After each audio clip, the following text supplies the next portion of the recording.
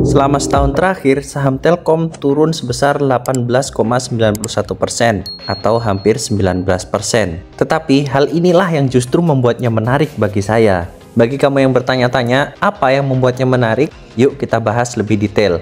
Di video ini saya juga akan bahas saham request dari teman-teman yang sudah nulis di kolom komentar, yaitu saham OBMD dan juga OASA. Tapi sebelum membahas lebih detail, yuk subscribe dulu YouTube Meja Saham.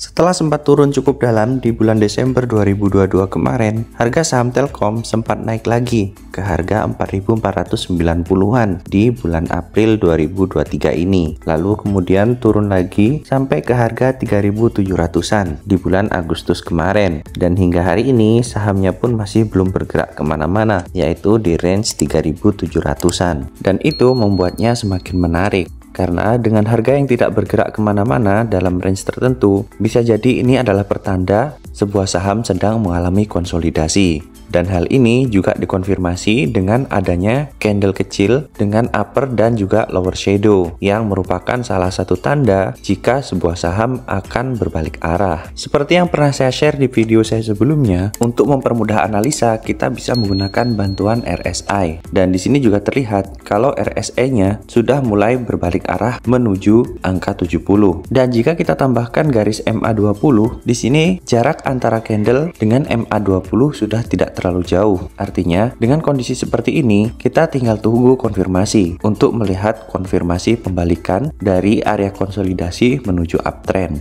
Trading plan yang saya buat adalah jika saham ini bergerak naik melewati MA20-nya, mungkin saya akan masuk. Dan untuk titik stop loss-nya, saya akan taruh jika dia break di bawah 3.700, maka saya akan stop loss. Dan untuk titik take profit terdekatnya di angka 3.900-an. Jadi itulah teman-teman alasan kenapa Telkom menarik. Karena menurut saya, risknya dibandingkan dengan reward, selisihnya cukup besar. Dan itulah alasan kenapa saham Telkom ini menarik. Selain itu, dengan adanya kebijakan ARB simetris, saya akan lebih memilih saham-saham yang memiliki fundamental jelas dan kapitalisasinya besar. Karena jika harga sahamnya dibawa turun lebih dalam, bisa jadi itu justru akan malah lebih menarik teman-teman. Berbeda sekali dengan saham gorengan, yang kalau dibawa turun bisa sampai gocap dan tidur bertahun-tahun atau bahkan delisting.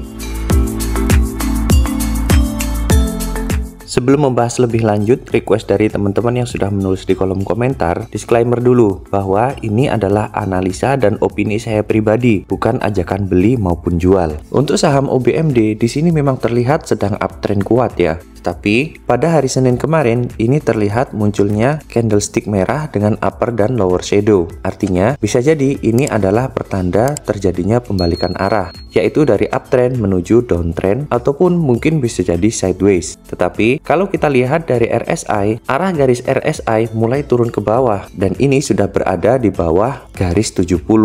Yang artinya, jika garis RSI terus turun ke bawah, bisa jadi ini akan valid terjadinya downtrend. Tetapi, jika garis RSI hanya berada di kisaran garis 70, boleh jadi saham ini sedang melakukan konsolidasi. Atau, jika justru bergerak naik ke atas 70 menuju 100, berarti uptrendnya terus berlanjut teman-teman. Untuk saya pribadi, dengan saham yang uptrend sudah cukup tinggi seperti ini, saya udah nggak berani masuk karena saya nggak berani dengan risikonya. Tetapi, kalau seandainya saya pegang dari harga bawah, ya saya masih akan tetap hold. Nunggu konfirmasi kalau saham ini benar-benar terjadi downtrend ataupun lanjut uptrend.